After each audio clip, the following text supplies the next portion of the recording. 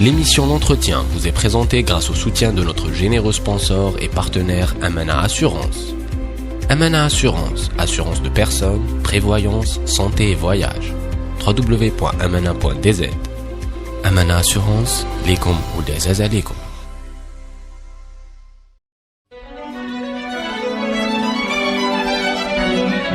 Pour bien s'entendre, il faut bien s'écouter. Rendez-vous sur M, la petite radio du Grand Maghreb.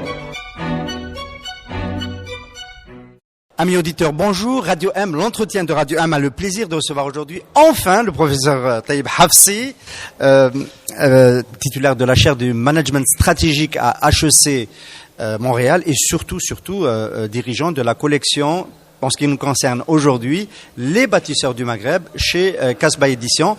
Professeur, bonjour. Bonjour. Merci d'avoir accepté cet entretien.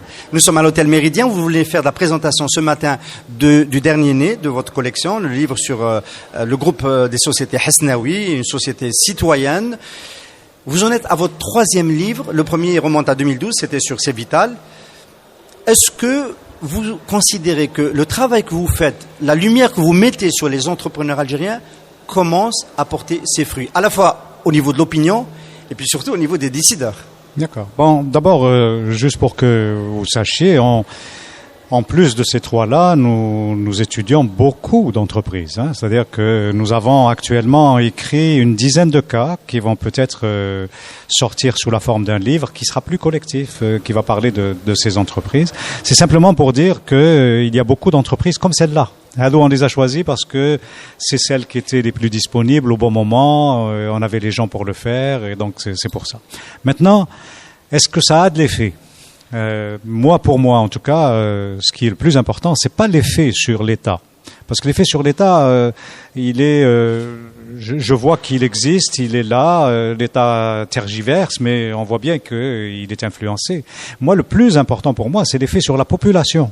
C'est ça qui m'importe le plus. C'est-à-dire que je pense que la raison pour laquelle l'Algérie est en grande difficulté, c'est pas à cause de l'État seulement. Bien sûr, l'État, il gère mal tout ce qu'on veut, etc. Mais c'est le fait que la population est convaincue que les entreprises sont pas bonnes, qu'elles sont voleuses, qu'elles sont, etc. Elles ont une image négative. Elles ont une image négative. Alors, et souvent pour de bonnes raisons.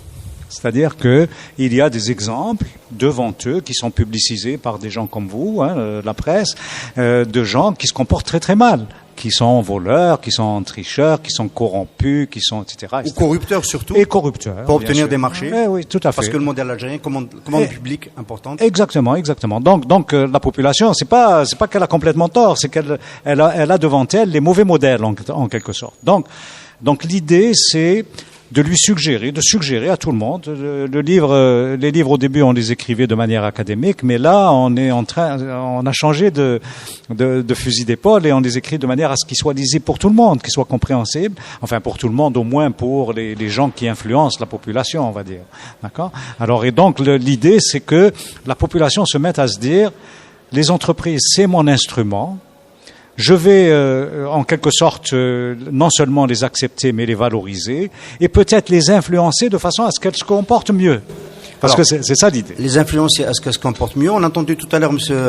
Mohamed Bahloul dire quelque chose d'important.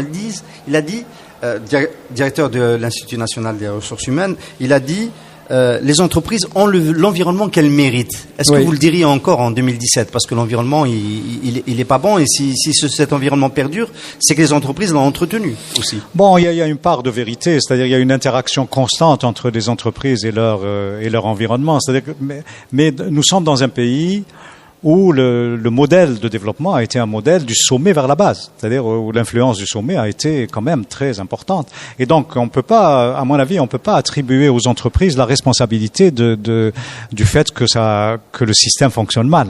On peut pas leur attribuer cette responsabilité. Mais par contre, on peut dire, et là, c'est Bahloul avait raison, et là, on peut dire que beaucoup d'entreprises ont en quelque sorte fait du pouce par rapport au système. C'est-à-dire, ils voient que le système, c'est ça qui marche, donc elles se comportent comme ça. Mais certaines, et c'est ça qui est le plus important, il faut regarder qu'il y a des entreprises qui, malgré la turbulence, malgré le désordre, malgré la corruption, malgré etc., qui construisent, font des choses intéressantes.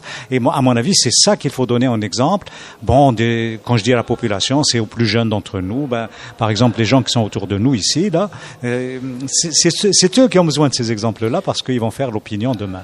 Alors, vous avez choisi des exemples dans le secteur privé qui s'imposent quasiment de même. Le groupe Cevita, le premier créateur de valeur, premier exportateur, premier contributeur. Contributeur au budget de l'État. Au budget de l'État, oui. dans le secteur privé, on enlève son intrac. Donc, ensuite, on a vu que Ben Amour a organisé son amont. On l'a lu dans votre livre. Tout à fait. Ce qui est très important. Il s'est intéressé à son environnement. Qu'est-ce qui vous a intéressé en particulier dans le groupe Hasnaoui? Bon. Rapidement, parce que vous en avez encore parlé, mais on ne va pas refaire le monde. Mais vous avez insisté sur l'aspect citoyen. Bon, n'oubliez pas que Hasnaoui a eu une très grosse influence dans l'habitat. C'est-à-dire LSP, on le lui doit. Bon, et oui, exactement. C'est-à-dire que Hasnaoui n'a pas arrêté depuis qu'il a commencé, il n'a pas arrêté de dire à l'État quelle était la bonne façon de construire. Il n'a pas arrêté de dire ça. Bon, mais c'est pas vraiment seulement ça. C'est que comme je vous disais, c'est pas l'influence vis-à-vis de l'État qui nous intéressait. C'est comment il se comporte concrètement dans sa ville, dans les communautés dans lesquelles il se trouve, quelle est la contribution concrète. Alors par exemple, il y a plein d'entreprises à Bel Abbès qui ont été construites grâce à Hasnaoui, c'est-à-dire qui a encouragé les jeunes, leur a mis il a fait de l'essaimage. Exactement, il leur a mis le pied à l'étrier, alors que bon, le comportement normal dans un environnement désordonné, c'est au contraire de faire place nette, d'être le seul, j'allais dire, sur la place, tu vois. Alors donc il y a ça, la philanthropie qui est quand même très importante du groupe, la formation bénévole de beaucoup de gens, les ingénieurs qu'il reçoit, les ingénieurs qu'il forme mais qui ne sont pas au groupe mais qui vont ailleurs, etc. Donc il y a beaucoup d'actions que nous avons d'ailleurs documentées, qui sont des actions que nous appelons des actions de construction du milieu. C'est-à-dire, l'entreprise ne fait pas simplement de la création de richesse, elle construit son milieu. C'est pour ça qu'elle est importante. Alors, est-ce que vous avez un instrument d'évaluation de l'évolution du regard des Algériens sur l'entreprise? Parce que bon, on sait qu'il est particulièrement négatif, peut-être dû à l'histoire du mouvement national, enfin de l'Algérie, la colonisation, la propriété privée, qui est liée aux colons, etc. Il y a peut-être des spécificités sociologiques et historiques qui font que c'est plus compliqué qu'ailleurs. Est-ce que vous pouvez mesurer l'évolution de l'opinion algérienne sur la question? Honnêtement, je ne suis pas capable d'évaluer l'évolution de l'opinion. Mais j'ai une intuition, on va le dire que de cette manière-là. Pour moi, quand je pense à l'Algérie, je pense que les Algériens se sont battus, je vous le redis, je pense que les Algériens se sont battus pour la liberté.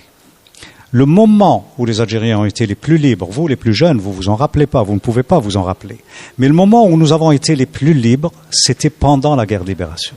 C'est-à-dire que le mouvement de libération, il n'avait pas de tête. Les gens au niveau local se débrouillaient. Et donc, il y avait une très grande liberté d'initiative. Et on est sorti, c'est-à-dire avec l'indépendance, grâce à cette initiative-là. Tu comprends? Donc, l'indépendance est arrivée. Les Algériens s'attendaient à ce que cette liberté continue. Parce que, qu'est-ce qui nous a... Elle a un peu continué avec le mouvement d'autogestion. La colonisation, qu'est-ce que c'était? C'était nous empêcher de faire ça, justement. C'était nous empêcher de prendre des initiatives, de construire, etc., etc. Donc, nous, on pensait tous les Algériens, à mon avis, pensaient que l'indépendance, c'était ça. C'est enfin, je vais pouvoir construire. D'accord? Et ça s'est pas produit, malheureusement. Mais je pense que cette aspiration, elle est là. Je regarde. Alors, est-ce qu'on est capable de mesurer? Moi, je ne mesure pas j'ai pas on reste sur l'intuition. De moyens. Mais je regarde des jeunes. Et je suis impressionné. Parce que nous, on reçoit quand même beaucoup de jeunes à Montréal, hein. Et donc, ils viennent pour des études. Je les vois. Il y a déjà un changement qui est en train de se produire dans les esprits. C'est-à-dire que les jeunes veulent construire leurs entreprises, ils veulent réaliser. Ils ne veulent pas rester à l'étranger, ils veulent revenir au pays, ils veulent construire le pays. Donc il y a là-dedans, à mon avis, des indicateurs que si tu fais juste un geste, ça va. Alors le geste en question, on va peut-être finir sur ça. Le geste en question, évidemment, on l'attend d'abord du côté des pouvoirs publics. quand 5 ans après votre livre, qui nous a permis de comprendre ce que c'était l'expérience civitale et le mérite de Saad Al-Barab dans ce qu'il a fait et qui est aujourd'hui assez largement reconnu. Quand on voit comment il continue d'être confronté à des problèmes administratifs, les blocages dans le port de Bdjaïa pour son unité de trituration et les problèmes de rapatriement, etc. Est-ce que vous ne dites pas que vous avez fait chou blanc du côté des autorités, parce qu'elles continuent à tenir en méfiance les entreprises? Non, mais c'est pour ça que je vous disais tout à l'heure, c'est pas les autorités qui m'intéressent, c'est la population. À mon avis, les autorités aujourd'hui sont prisonnières de l'image qu'elles ont de la population. C'est-à-dire, elles pensent que la population pense comme ça. C'est-à-dire que la population, ils ne font pas confiance à l'intelligence des gens. C'est-à-dire qu'ils pensent que les gens, là, tout ce qu'ils veulent, on leur donne de l'argent, donc ils veulent encore plus d'argent. C'est-à-dire que pour eux, le social est quelque chose qui est éternel. Comme si les gens comprenaient pas que, il y a des moments où on a de l'argent, il y a des moments où on n'en a pas. Tu comprends? Et à mon avis, ils sont prisonniers de ça. Vous dites, j'ai beaucoup lu vos travaux, qui nous ont beaucoup aidé aussi à comprendre, à travers les expériences des autres, ce qui peut se passer en Algérie.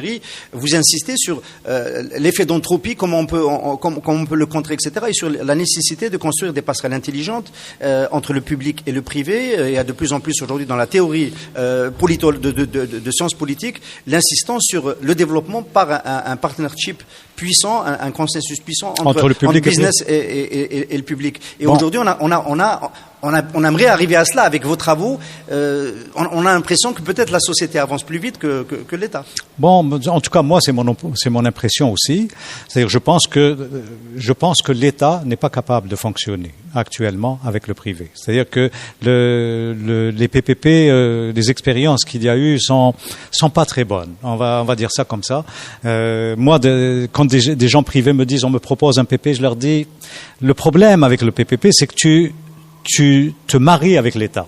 L'État, il est coincé quand il est avec le privé. Il est obligé d'appliquer les règles qui sont les règles générales de l'État. Et donc, ça veut dire que ça marche pas, là. Benamor, quand il s'est associé à, le tourisme? Non, l'entreprise... Oui, de Riyad pour la semoullerie. Voilà, exactement. À Corso, exactement. Bon, ça n'a jamais marché. Pourtant, il a un projet remarquable pour Corso. De boulangerie industrielle. Mais ça marche pas parce que tous les jours, il y a des freins. Pour une rencontre, il leur faut des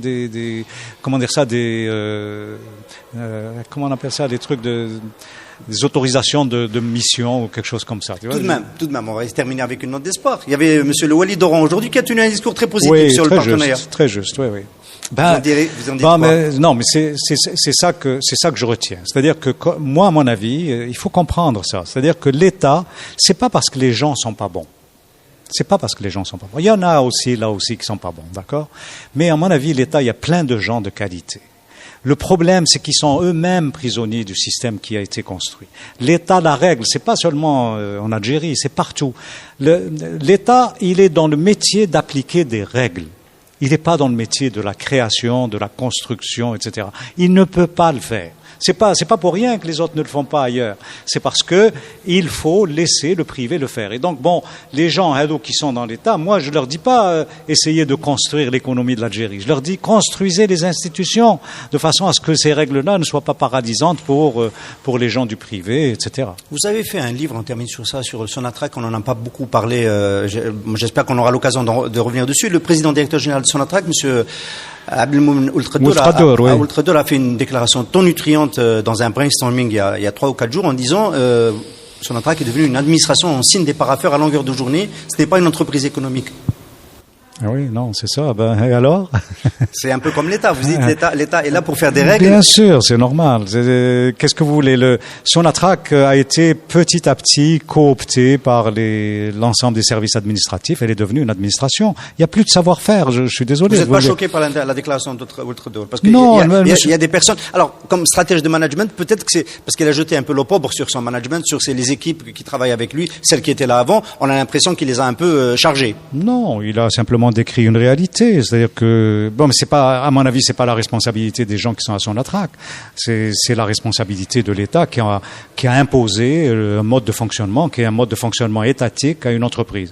Moi, en 2007, au moment où j'avais rencontré les gens de Cevital, j'avais été aussi recruté par Sonatrach pour faire une étude stratégique sur Sonatrach.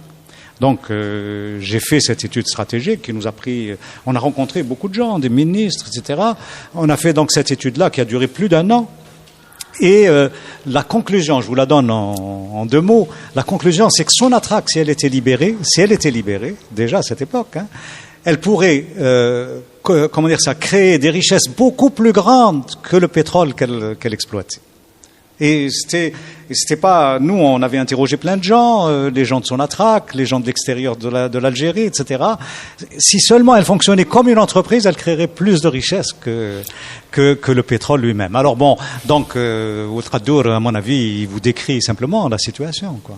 Il y a une commission qui va être mise en place pour travailler sur 2020-2030, Sonatrach 2020-2030. On va lui souhaiter d'exhumer votre rapport de 2006-2007. Figurez-vous que ce rapport a été mis sur des tablettes.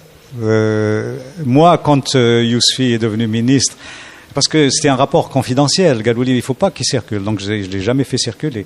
Alors donc, mais quand Yousfi est devenu ministre, je lui ai écrit, je lui ai dit, vous êtes maintenant ministre, c'est pas confidentiel pour vous. Donc je vais vous envoyer le rapport, et je lui ai envoyé le rapport, et là, il a subi le même sort. Absolument. Le problème est souvent institutionnel. Merci beaucoup, professeur. Merci de nous avoir accordé de votre temps. Vous étiez très très pris aujourd'hui. Merci à vous. Merci beaucoup. L'émission L'Entretien vous est présentée grâce au soutien de notre généreux sponsor et partenaire Amana Assurance. Amana Assurance, assurance de personnes, prévoyance, santé et voyage. www.amana.dz. Amana Assurance, lekum ou des azalekum.